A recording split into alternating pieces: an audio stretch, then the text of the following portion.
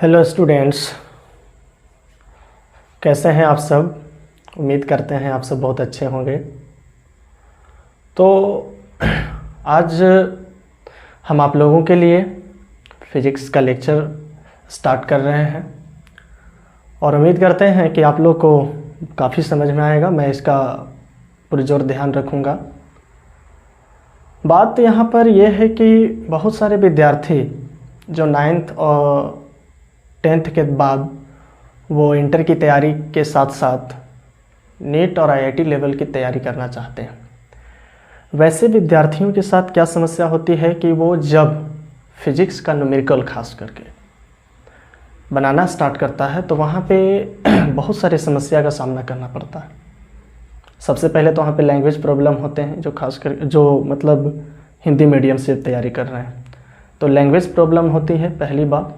दूसरी बात है कि उसका कॉन्सेप्ट क्लियर नहीं होता है, पहले से कुछ जो फंडामेंटल कॉन्सेप्ट होते हैं। तीसरी बात यह है कि वो न्यूमेरिकल का उतना अभ्यास नहीं कर पाता स्टार्ट में 9th और 10th में, और जब वह अचानक बड़े बड़े इंस्टीट्यूट ज्वाइन कर लेते हैं तो वहाँ पे जब रेस में जब शामिल होता है तो वहाँ पे अपने आप को ऐसा महसूस करता है कि हम बहुत पीछे हैं और बहुत कम ही स्टूडेंट्स का क्या होता है कि सिलेक्शन हो पाता है। तो इसका रीज़न मैंने बताया कि 9th और 10th से प्रॉपर अभ्यास वो थिंग्स या मैटर कहिए, अबाउट एनी मैटर, ठीक है। किसी भी वस्तु के बारे में अगर आप क्या लेते हैं, स्पेशल नॉलेज लेते हैं, ठीक है। तो यह स्पेशल नॉलेज प्राप्त करना ही क्या कहलाता है, विज्ञान कहलाता है। समझ गए बात को। अब यहाँ से ये जो मैटर देख पा रहे हैं आप, यहाँ पे मैटर दो तरह के हो सकते हैं। कौन कौन सा? तो एक तो लिविंग मटेरियल हो जाएगा, लिविंग मैटर कह सकते हैं, या मैटर की जगह यहाँ पे थिंग्स ही ले लेते हैं। तो लिविंग थिंग्स और दूसरा non living things. Living things का मतलब क्या हो गया, सजीव, और नॉन लिविंग का मतलब क्या हो गया, निर्जीव। सजीव और निर्जीव समझते हैं। सजीव जिसमें जान हो, जैसे हम तुम। निर्जीव जिसमें जान नहीं है, मार्कर, बोर्ड, ये सब, ठीक है। तो थिंग्स दो तरह के हो सकते हैं, लिविंग थिंग्स और नॉन लिविंग। तो ये जो लिविंग थिंग्स है इसके स्टडी के लिए साइंस का अलग ब्रांच है। आइए इसको अलग कर लेते हैं। साइंस का दो ब्रांच है यहाँ पे। कौन कौन सा? तो साइंस का पहला ब्रांच फिजिकल साइंस,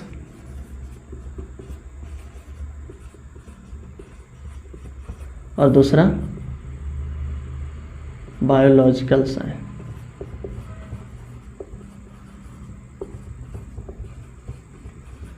इसको हिंदी में कहें तो भौतिक विज्ञान, और इसको जैविक विज्ञान कह सकते हैं। चलिए, तो इसका तो बात हम नहीं करेंगे क्योंकि हम फिजिक्स पढ़ाएंगे, तो फिजिक्स इसमें सब चाहिए, इसमें थोड़ा सा बात कर लेते हैं। बायोलॉजिकल साइंस, बायोलॉजिकल साइंस में हम लोग क्या देखेंगे, तो लिविंग मटेरियल के बारे में देखेंगे, लिविंग थिंग्स के बारे में देखेंगे, ठीक है। लिविंग थिंग्स मतलब समझ रहे हैं ना, सजीव वस्तुओं के बारे में देखेंगे। भौतिक विज्ञान में क्या देखेंगे हम लोग, तो इसमें देखेंगे नॉन लिविंग थिंग्स के बारे में देखेंगे, ठीक है। भौतिक विज्ञान में देखेंगे हम लोग क्या, नॉन लिविंग थिंग्स, यानी कि निर्जीव। यहाँ पर बता दिए हैं निर्जीव वस्तुओं के बारे में, ठीक है। निर्जीव वस्तुओं का अध्ययन क्या कहलाएगा, भौतिक विज्ञान कहलाएगा। इसको भी दो ब्रांच में बांटा गया है। किसको? भौतिक विज्ञान यानी फिजिकल साइंस को। पहला फिजिक्स,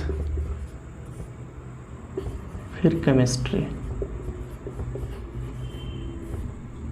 ठीक है, जिसमें से मैं आप लोग को पढ़ाने वाला हूँ फिजिक्स।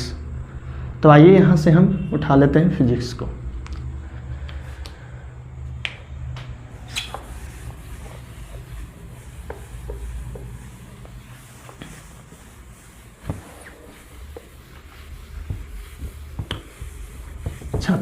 टाइप करते जाइएगा अपने कॉपी पे, नोट्स कॉपी रखेंगे साथ में। तो आइए अब आगे बढ़ते हैं। अब हम लोग समझेंगे फिजिक्स के बारे में।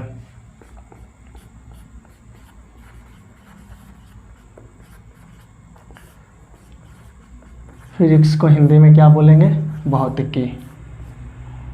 देखिए फिजिक्स के बारे में भी अवगत हैं, लेकिन आइए डेफिनेशन से लेकर के स्टार्ट करते हैं, जीरो से हाई लेवल तक। आइए देखते हैं फिजिक्स जो है किससे बना है।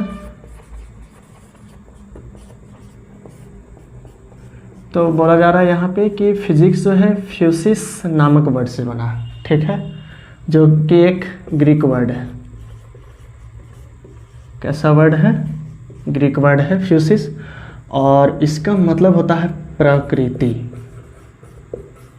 प्रकृति मतलब नेचर, ठीक है।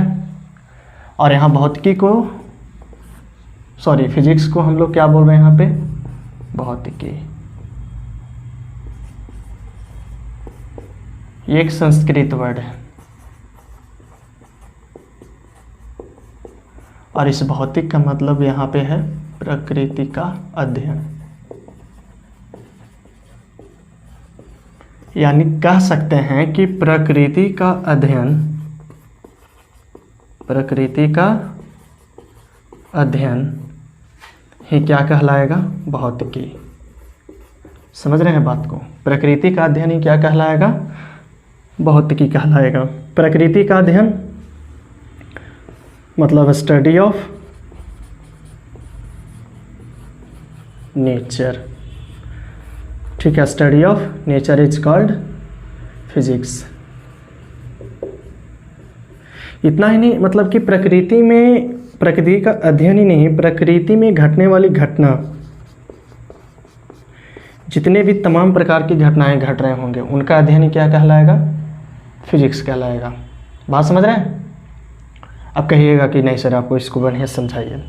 जैसे प्रकृति में घटने वाली घटना और प्रकृति का अध्ययन क्या कहलाएगा? भौतिकी कहलाएगा। प्रकृति में बहुत प्रकार की घटनाएं घट रही हैं। अब अगर अपने चारों ओर के चीज़ों पर अगर थोड़ा सा ध्यान दीजिएगा तो आपको समझ में आ जाएगा। जैसे इस कमरे में अगर हम आपको बोले, यहाँ पर प्रकृति में हमें देखिए लाइट मिल रही है, ठीक है कि नहीं? तो पवन का चलना, बात समझ रहे हैं? पवन का चलना, दिन रात का होना, ये पृथ्वी का सूर्य के चारों तरफ चक्कर लगाना, ठीक है, हमारा आवाज़ आपके कानों तक पहुंचना, ठीक है, हम आपको देख, यहाँ मतलब इस कमरे में जो भी चीज़ें हम उसको देख पा रहे हैं, या जो भी बाहर की चीज़ें हैं उसका आवाज़ हम सुन पा रहे हैं। तो ये सब जितनी भी चीज़ें हैं ये सब जो सब प्रकृति में घट रही है, और इसी का अध्ययन जो है क्या कहलाएगा? भौतिकी कहलाएगा। बात समझ रहे हैं? तो यहाँ पर यही हम बता रहे हैं कि फिजिक्स एक्चुअल में है क्या? तो फिजिक्स वही है, स्टडी ऑफ नेचर। अब आइए आगे बढ़ते हैं हम लोग। यहाँ पर अब हम लोग क्या देखेंगे? चलिए तो शुद्ध रूप से इसका प्योरली डिफिनीशन देख लेते हैं। फिजिक्स इज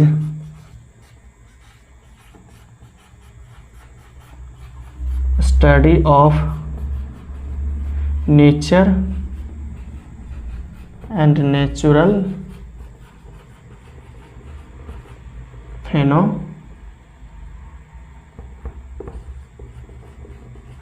यानी कि फिजिक्स क्या है? तो प्रकृति तथा प्राकृतिक घटनाओं का क्या है?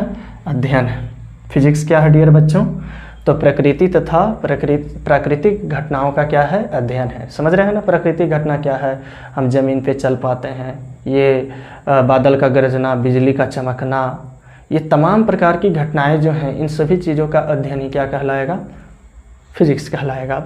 अब फिजिक्स को डायरेक्ट हम फिजिक्स मतलब ऐसे ही स्टडी नहीं करेंगे। फिजिक्स पढ़ने के लिए बहुत सारे साइंटिस्टों ने अथक प्रयास किया है और अलग अलग रूल दिए हैं, अलग अलग फार्मूला दिए हैं। तो उन्हीं चीज़ों का तो अध्ययन करना है यहाँ पे, उन्हीं कॉन्सेप्ट को ही क्लियर करना है, तब जा कर के आपका न्यूमेरिकल क्या होंगे? कंबाइंड होंगे। तो चलिए आगे बढ़ते हैं। अब हम यहाँ देखेंगे कि आपका जो 9th क्लास का फिजिक्स है ना, थोड़ा सा हट के रहेगा, तो घबराइएगा नहीं।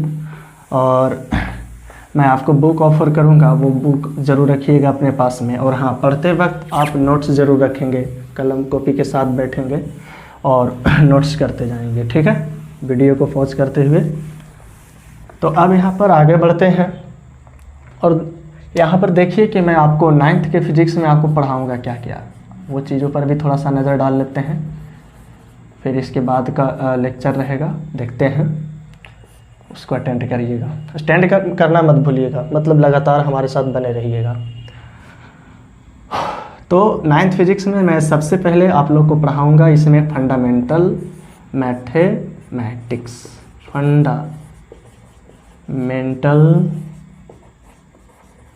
मैथमेटिक्स। अब कई लोग कह रहे होंगे कि सर फिजिक्स में मैथमेटिक्स से क्या जरूरी है। मैं अभी तुरंत बताता हूँ कि फिजिक्स में मैथमेटिक्स का क्या इम्पोर्टेंस है, बात समझ रहे हैं। फिर इसके बाद इसमें बताऊंगा यूनिट एंड मेजरमेंट।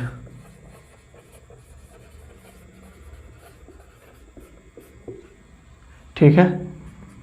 तीसरा चैप्टर में आपको इसमें आपके लिए लेकर के आएंगे मैकेनिक्स। ठीक है। मैकेनिक्स में क्या क्या देखेंगे यहाँ पर वो भी बता देते हैं हम आप लोग को। मैकेनिक्स में देखेंगे काइनेमैटिक्स। अभी देखिए घबराइएगा नहीं, आपको बस अभी चैप्टर का नाम लिख रहे हैं, बाकी स्टार्ट करेंगे तो वहाँ पर बहुत एक्सप्लेन करके मैं आप लोग को बताऊँगा। वहाँ पर बहुत सारे फार्मूला आएंगे, उसको मैं डिराइव करके बताऊँगा, सिद्ध करके बताऊँगा मैं आप लोग को। तो मैकेनिक्स पार्ट में हम लोग क्या देखेंगे, तो काइनेमैटिक्स देखेंगे, और क्या देखेंगे, डायनेमिक्स। ठीक है। ऐसे थोड़ा थोड़ा जानते होंगे। काइनेमैटिक्स में हम लोग देखेंगे, क्योंकि मैकेनिक्स हम देखेंगे पूरा मोशन के बारे में, और मोशन में भी काइनेमैटिक्स में क्या देखेंगे, तो काइनेमैटिक्स में देखेंगे कि कोई वस्तु कैसे गति करते हैं। ठीक है। डायनेमिक्स में क्या देखेंगे कि कोई वस्तु क्यों गति करती है। ठीक है।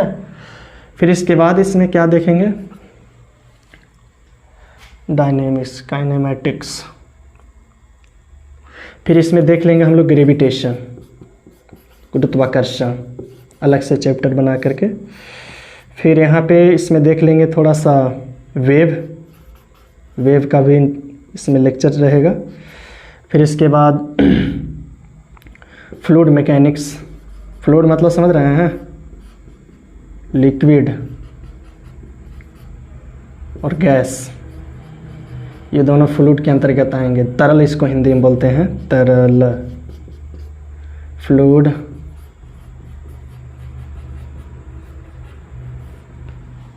ठीक है। फिर इसके बाद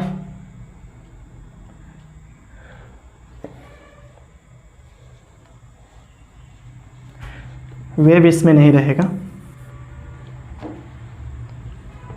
वेव का अलग चैप्टर रहेगा, फोर्थ वेव, जिसमें हम स्पेशली बात करेंगे साउंड वेव के बारे में। ठीक है। फिर लास्ट चैप्टर इसका थर्मोडायनेमिक्स।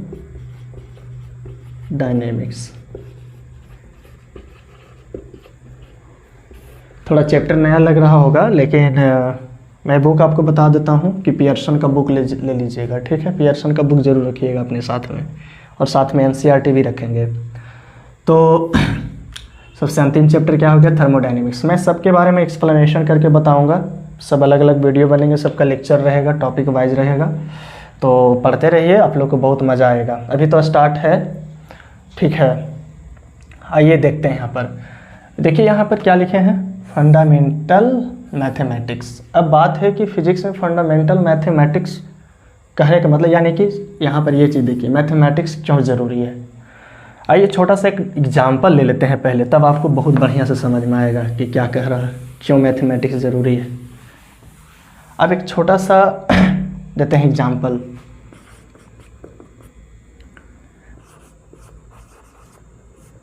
एक धावक समझ रहे हैं, runner.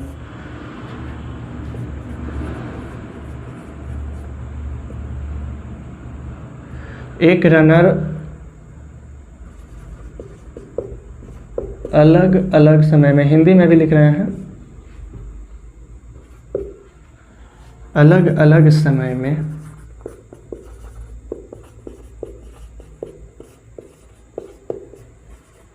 8 metre, 16 metre, simple example, 16 metre, 20 metre, 15 metre की दूरी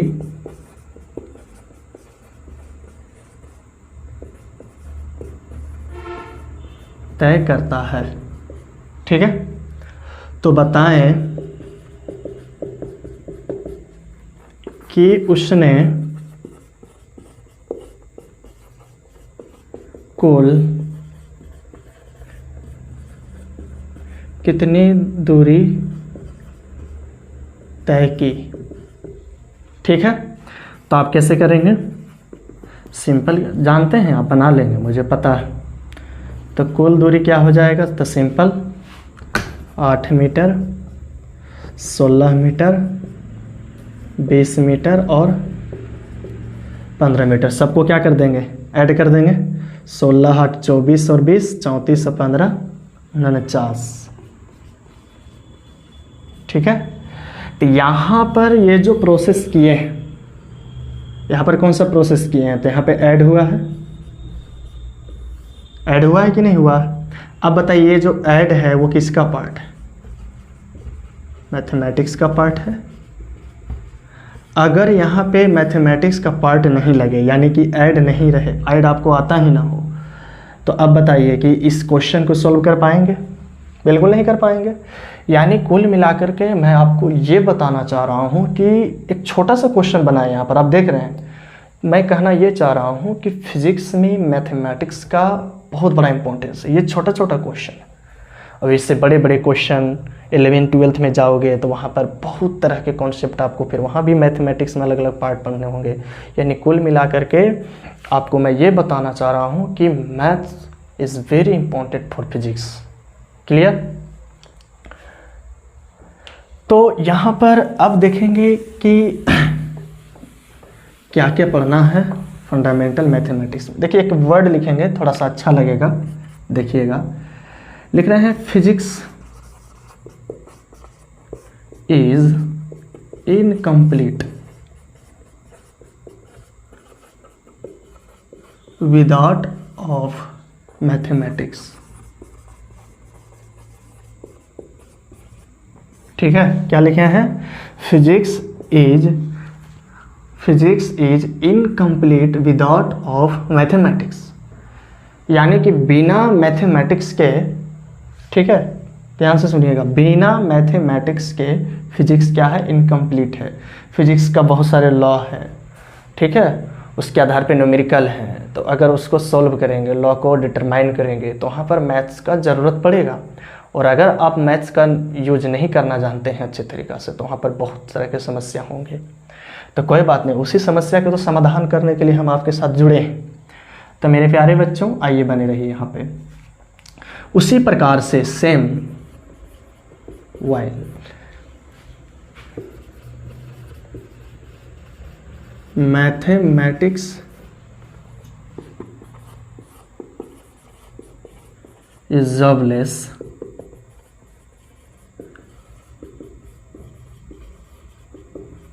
विदाउट ऑफ फिजिक्स, यानी कि उसी प्रकार से मैथमेटिक्स इज जॉबलेस, यानी मैथमेटिक्स का कोई काम फिर नहीं रहेगा अगर उसमें फिजिक्स नहीं लगेगा। फिर बात समझ रहे हैं टोटल?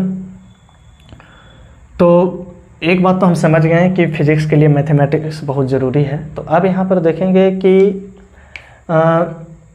फिजिक्स के लिए हम आपको 9th और 10th का तैयारी करा रहे हैं यहाँ पर, ठीक है। तो फिजिक्स के लिए 9th और 10th में, ठीक है, क्या क्या मैथमेटिक्स ज़रूरी पड़ेंगे इसमें, तो आज उसी के बारे में बताएंगे यहाँ पे। चलिए आगे बढ़े।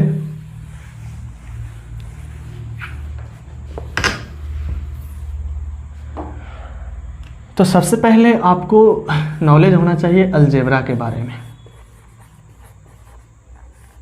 चूँकि आप 8 तक तो पढ़ ही लिए होंगे, तभी तो 9th में एंट्री मारे हैं, तो यहाँ तक तो आपको काफ़ी हद तक अलजेब्रा का नॉलेज, यानी जोड़ घटाव गुणा भागा जो होती है, ठीक है, एक्सपोनेंट होती है, पावर वाले होते हैं, उसको जोड़ना, कैसे घटाना गुणा करते हैं, ये सब आपको आते होंगे। तो कहने का मतलब ये है मेरे प्यारे बच्चों कि यहाँ हम लोग पढ़ेंगे क्या, तो ये आपको थोड़ा बहुत क्लियर होगा, काम चल जाएगा उतना से। इसमें जो देखने वाली बात है वो है इसमें ट्रिगोनोमेट्री। ये वैसे तो 10 से स्टार्ट होता है ये, लेकिन मैं आपको बता दे रहा हूँ, पहले भी बता चुका हूँ कि आपको मैं 9th फिजिक्स का कॉन्सेप्ट क्लियर करना चाह रहा हूँ। तो आपको ट्रिगोनोमेट्री के बारे में नॉलेज होना बहुत ज़रूरी है, ठीक है। फिर उसके बाद आपको आना चाहिए क्या, ग्राफ के बारे में थोड़ा बहुत नॉलेज होना चाहिए, ठीक है। फिर इसके बाद आपको नॉलेज होना चाहिए थोड़ा सा स्केलर एंड वेक्टर, ठीक है। ये मैथ्स का पार्ट है, ठीक है। वेक्टर मैथमेटिक्स ऐसे ही हाई मतलब कि 11th 12th में इसका भरपूर इसके बारे में पढ़ना है। तो यहाँ पर थोड़ा सा पढ़ेंगे, ज़्यादा नहीं, थोड़ा सा, जिससे फिजिक्स के क्वेश्चन 9th और 10th का न्यूमेरिकल डील हो जाए बढ़िया से। बात समझ रहे हैं? तो यहाँ पर वेक्टर के बारे में आप लोग को हम पढ़ाएंगे। तो मेरे प्यारे बच्चों, आज का लेक्चर यहीं तक, और इसके आगे वाला पार्ट आएंगे और जिसमें हम आप लोग को बहुत अच्छे तरीक़ा से ट्रिगोनोमेट्री के बारे में बताएंगे, ठीक है। और उसमें ये भी बताएंगे कि फिजिक्स का थोड़ा थोड़ा करके हम लोग आगे बढ़ेंगे, और उसमें ये बताएंगे कि ट्रिगोनोमेट्री का कैसे यूज है, थोड़ा सा बताएंगे, बाकी पढ़ते पढ़ते सब पता चल जाएगा। फिर उसके बाद में आप लोग को अलग से वीडियो बना करके ग्राफ के बारे में बताएंगे, फिर एक अलग वीडियो बना करके स्केलर और वेक्टर के बारे में बताएंगे। तो चलिए, बने रहिए हमारे साथ। आज का लेक्चर यहीं तक। जय हिंद।